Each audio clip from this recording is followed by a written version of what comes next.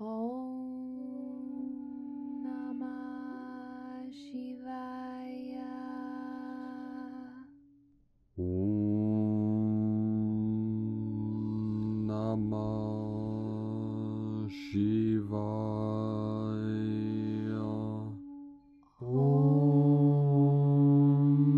Namah Shivaya.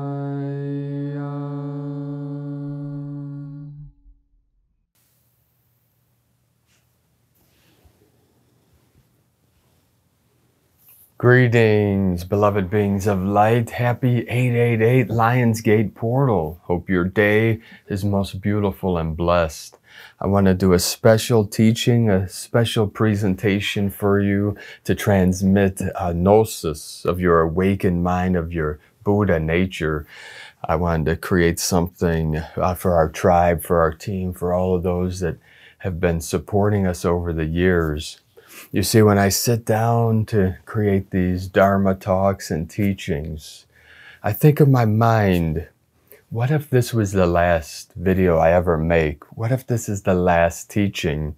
So I want to put my best effort, put all my potential into this video, and hopefully it'll be the only video you ever need to see for your ascension process, for your awakening in these special teachings.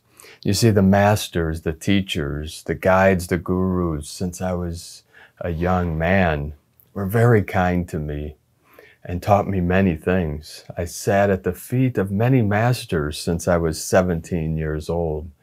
You see, they found me around 17, a Tai Chi master, and guided me to our Zen masters, Buddhist masters. And then over the years, for 33 years, I trained and taught many spiritual arts, from Zen Buddhism to Taoism to Hinduism, many teachings of the East merging with the West.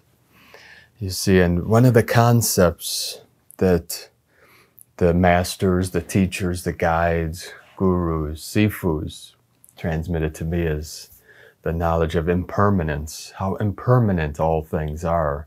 You see, in this temporal world, this world we live in, temporal, it's temporary. It's not eternal. You know, our eternal self, our true self, yes, this is unborn. We call the unborn mind of Buddha, a God consciousness or pure awareness. This is our true nature. And this is what I transmit to our people, to our Sangha. You know, our Sangha is, in Sanskrit, is our community of like-minded individuals. So this concept of impermanence, you see, I don't know if this is the last day I'll be on this planet. I don't know if this is the last video I make, but if it is, I'll make it the best day ever. I'll make this the best video. You see, this is using death as an advisor, knowing that a warrior, a shaman, you see, I train with several shaman, you know, and many teachings of shamanic lineages. One of them, the Gold Dragon Master of the Blue Wolf clan of Mongolia, and I've walked the medicine way. I was taken as a child to the Navajo on the reservation for their healing. You see, I went through great traumas, many traumas as a child, as many of you, many of our starseeds have also seen. Buddhism, Taoism, the concept of impermanence is very important, and in shamanism too. You see, the shamans, like in the Toltec, they say use death as an advisor. You know, death always follows a warrior over his left shoulder. The shaman will say, if you look quick enough, you'll see him. And I've had many conversations with death. Death has come to me many times in many forms. One time I was practicing Kunlun in the woods. Death came to me and I laughed, the deepest laugh in my belly, because, you know, he had chubby cheeks, curly hair, you know, it was like rosy, chubby cheeks. So I was laughing. Death said, what's so funny? It's like, I said, you know, usually you think of death as this menacing, grim reaper type being, you know, with the sickle, you know, the scary, menacing, dark figure, not some jolly man with big, chubby cheeks and rosy cheeks, you know. I think maybe that's Santa Claus, but Santa comes from shamanism of the Siberian lineages, you know. the Amanita Muscaria clans. So one of the teachings I'd like to transmit, you say the gnosis. I'll write some things down here on the whiteboard to spell them out. See, gnosis, G-N-O-S-I-S, like ISIS. You see the gnosis, the G is silent. Gnosis means knowledge. So a Gnostic, G-N-O-S-T-I-C, is a person of knowledge. We also say the shaman is a person of knowledge. So we have the Gnostics. You know, this is one of the more popular Gnostic teachings in Coptic, C-O-P-T-I-C, which were Coptic people, but that was an ancient language. See, the Coptics, through the Gnosis, wrote the teachings of the library of Nag Hammadi. Nag Hammadi was in Egypt. So you see, that's where the concept of archons, you know, the archon came from. You know, these beings that kept humans within this matrix, you see. But when you understand the true knowledge of all these teachings, you see the archons, they're like the guards of this simulated reality. So part of the teachings that I came in to one of my missions in this realm is to merge science with religion. You see, there are two different fingers pointing to the same moon. You see, the moon in Buddhism, symbol of enlightenment, the awakened mind. You see, Buddha in Sanskrit is the awakened one. You see, you realize the Buddha, when he sat under the Bodhi tree, meditating until he reached awakening, enlightenment.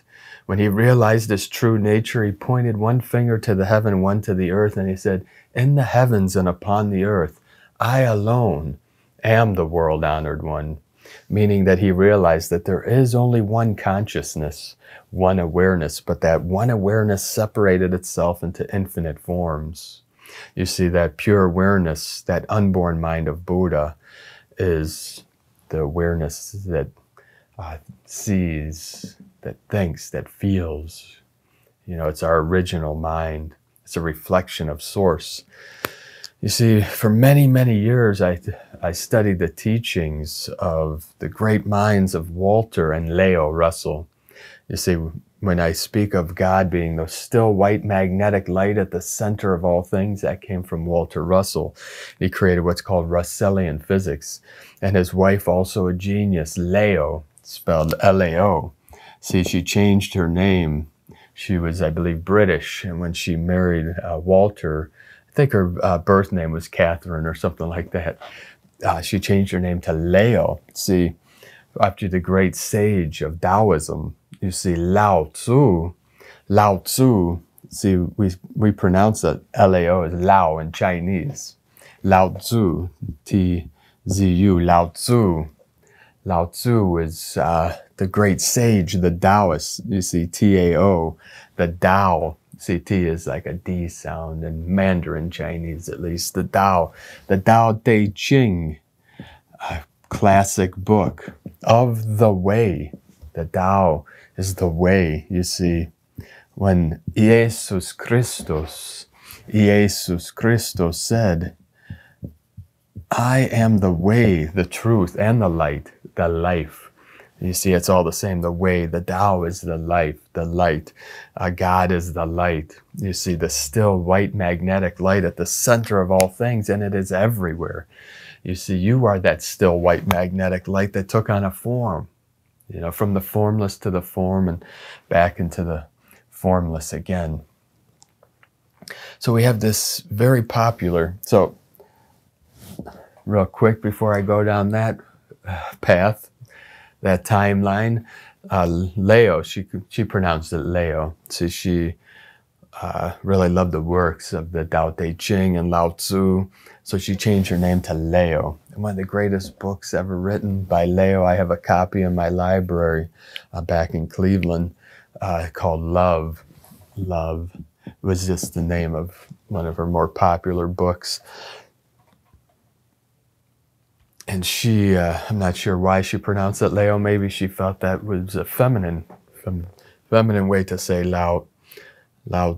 And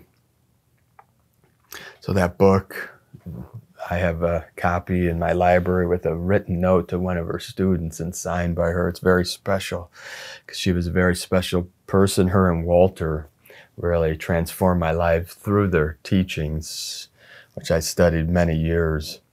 So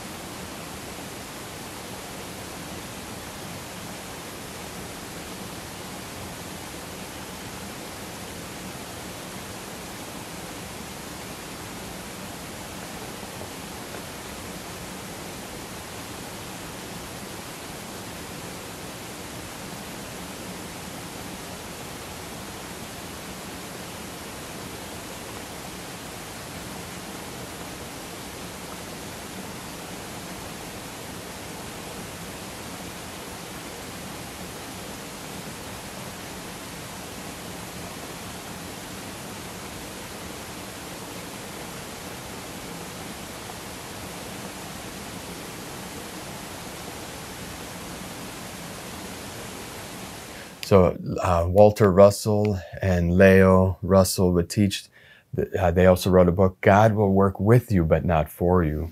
You see, that creative principle or the healing principle needs to know what you want. And they explain it like if you break a leg and it's crooked, God, the Great Spirit, the healing principle will heal it crooked. If you have to put the leg straight to heal straight, you see. Great Spirit will think you want it crooked if you leave it crooked. So this is also the concept of power, manifestation, the universe, God, source, whatever you want to call source, needs to know what you want, needs to know what path you choose. You know, choose a path and go all the way with it. That's what Sifu would teach us, you know. So they also taught everything expands as a sphere and contracts as a square, you see, because it's the expansion, it's the in-breath and out-breath of the universe. You see, the sphere is the feminine, the square is the masculine, expanding into the non-physical, returning through the physical linear into that still point. So one of the more popular symbols of Taoism is the yin-yang, or the Tai Chi symbol, the yin-yang, the circle, or this is a sphere. You see, I drew the sphere two-dimensionally, but you have to think of it three-dimensionally. Expands like all sound. Everything is sound. Everything is frequency resonance. That is what the great Nikola Tesla would teach. Everything is frequency. So that sound reached a frequency, become light, and that light become particle. See that wave, that light wave. The wave we call a sine wave is actually a sphere expanding and contracting. It's the pulse. It's the rise and the fall. We call the one law. The one law of the universe. So we have the yin-yang symbol. So we have the black and white. The black and white. This is the binary code, the 1 and the 0. The yin and the yang. You see the yin, the black, the yang. So Y-I-N, yin, yang. A is always an ah sound in Chinese. Yin, yang. The yang is the white, the masculine. You see, so science is more yang. Science and religion blend both, but the science is more of the masculine, the rational brain, the rational part of the mind, the brain. Mind and brain are two different things. We say in Chinese, the mind is in the heart. You see, the brain stores information and brings in information. The mind is non-linear. So the science, yang energy, it's the masculine, the rational, the left brain, symbolic, symbolized by the left brain. And religion is more of the right brain, the feminine intuition. You see the rational with the intuition, the heart and the mind. You see, religion speaks about the spiritual, the heart, the feeling, the emotion, the intention. You see, science is more of the physical. You see, religion speaks of the non-physical, or what we call metaphysical or spiritual. You see, so we're bringing the physical and the non-physical, the yin and the yang, the eagle and the condor together. So you see the yin-yang symbol. This is actually a double torus, a toroidal field, which is very symbolic of this 888. See, it's a triple code, a trinity. You see, it's the trinity of the 8, 8, 8. You see, forming the triangle or the pyramid, the fire in the middle. You see, and what's very interesting, see, this is a symbol, see, the black and the white. So some physicists, quantum physicists, speak of a black hole. You see the energy going into, all light going into this hole. You see, so this toroidal field, you can look at it. This is like two-dimensional. If it's three-dimensional as a sphere, you know, it's like a donut. You know, it's like a figure 8 like this, but the energy goes like that. You see, it's like we are a toroidal field, you know, our aura, our body. So it's a 8 on the side, which is a symbol of infinity, of course. You know, but when you take a double toroidal field, a double torus, you know, and put them on top of each other, it's a cross. So this energy flows through. So many scientists believe we observe and see with instruments black holes, and in the center of that black hole, you see the center of that figure 8 is 0 point. We call a singularity in science. That singularity is God, or the still white magnetic light at the center of all things. So on one side, we have the black hole we see, but on the other side, scientists question this, and this is a theory, but it makes sense. On the other side of a black hole, pulling in the light, the sound, all energy, which it reaches beyond this event horizon. And beyond the event horizon is this singularity at the center. And we believe, many scientists believe, that on the other side of a black hole is what they call a white hole. You know, it only makes sense. Energy comes in, it's got to come out somewhere. So they believe, many scientists, that on the other side, the energy coming out, you see a white light, you know, the blast of light. And then that light, you know, it's a frequency of resonance. We have these 7 frequencies coming from that one white light, the 7 colors we call the electromagnetic spectrum that make up all the colors we see in reality, you know. And then we have the white and the black, the yin and the yang. And as I've taught in the past, so those that have watched some of my older teachings and whiteboard teaching, I talk about the code of 64. You know, we have 64 codes in the Yi Ching. The I, you know, it's spelled I. I'm running out of space here. I is like Yi, like a Y-I. Yi Ching, Yi Ching. The classic book of change. You see, this Ching is a classic. It's something of great value, you know, great teaching. The I Ching had 64 hexagrams. We talk about that in our teachings. The gene keys come from Richard Rudd, come from the I Ching, the classic book of change. And there's, you know, just like a chessboard has 64 squares. 64, 32 white, 32 black, because with 64, we have 64 codons in our DNA, which look like a sine wave. We, you know, a double strand like this, that is like figure 8 stacked on top of each other, creating the code of the 64. So we have this, we speak of language, semantics, and then gnosis. You see, there's something very special, one very special thing about the Greek language. Why did the Gnostics of Saturnalia, we call Rome, the Roman Empire, why did the intelligentsia use the Greek language?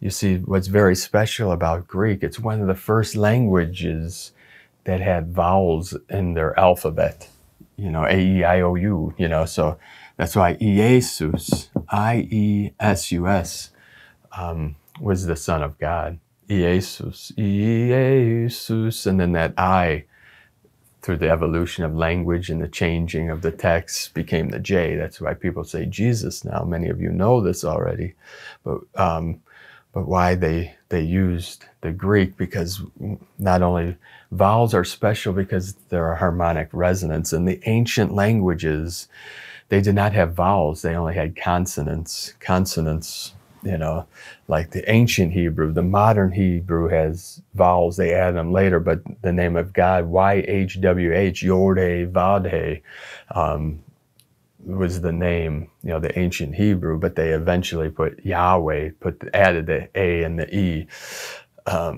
to spell out the words. But Greek was, one of the first languages, and Arabic also had vowels, and they had gematria.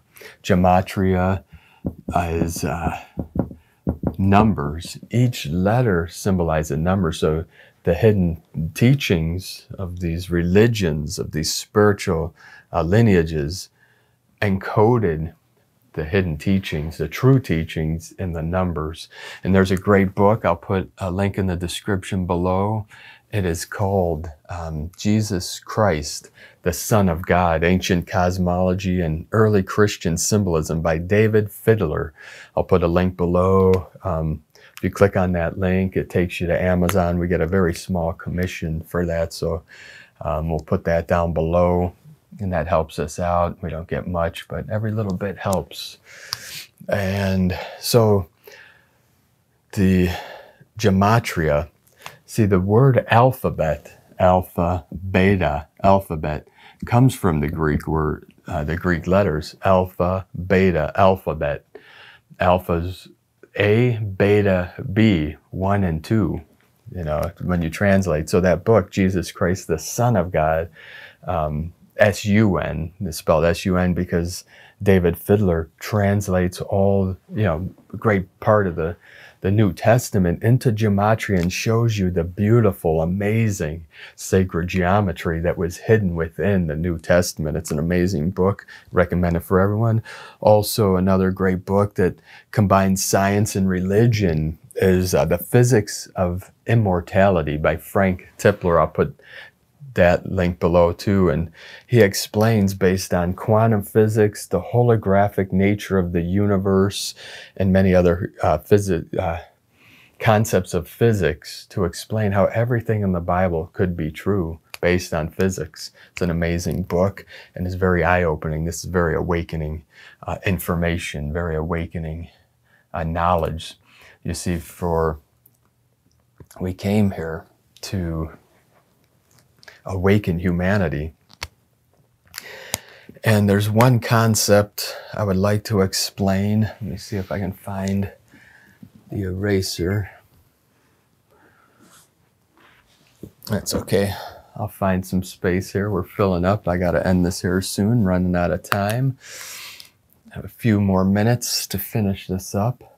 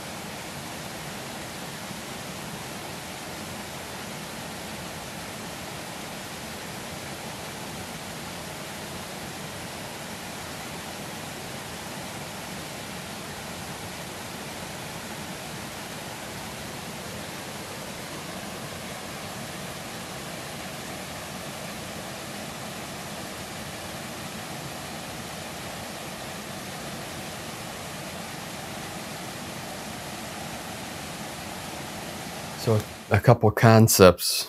What I want to transmit to you today, which was transmitted from Sensei Ogoi to me when I was very young, is the Nembutsu. You see, all you need, the mantra, the sacred mantra of the Pure Land sect of Shin Buddhism. You see, Sensei Ogoi was Dharma brother to Shunryo Suzuki. Shunryo Roshi wrote one of the most popular books on Zen Buddhism called Zen Mind, Beginner's Mind. It's one of the first books I ever read on Zen Buddhism while I was training in the temple, and then I trained in the monastery, and I trained in the desert, the mountains, with many masters over the years to fulfill this mission and to help all of you, to help our good people of the new earth to awaken from the matrix into your true nature, which is Buddha mind. So the Nembutsu is from the Pure Land of, in Japanese we say Amida Buddha, A-M-I-D-A, Amida Buddha. In Sanskrit it's Amitabha. Amitabha is the Buddha of the Pure Land. The Pure Land is the land, a reality of guaranteed enlightenment. This is what we call also another name for New Earth. See, when enough awaken, we will create the New Earth together. So the Nembutsu of Shin Buddhism is a mantra that you can use to awaken you into the Pure Land of enlightenment. You see, I came into this realm for freedom, to teach about freedom, to teach about enlightenment, to teach about Buddha mind. So this is going to help many. See, the laymen of Japan, many of our Shin Buddhism, the laymen are, people that live your ordinary average lives, businessmen, teachers, students, all these things. They don't want to pursue the path of a monk. So most monks train in a monastery, most lamen in a temple. So many in Shin, S-H-I-N, from Shinran, he started Shin Buddhism. And the main core teaching is the Nembutsu, which is Namo Amida Butsu. So you're going to see me talk about this goddess willing into the future. And the other channel of Health and Wellness Guru is Amida Guru, for I am the guide of the Pure Land, the guide of Amida, Namo Amida Butsu, which is the Nembutsu of the awakened state.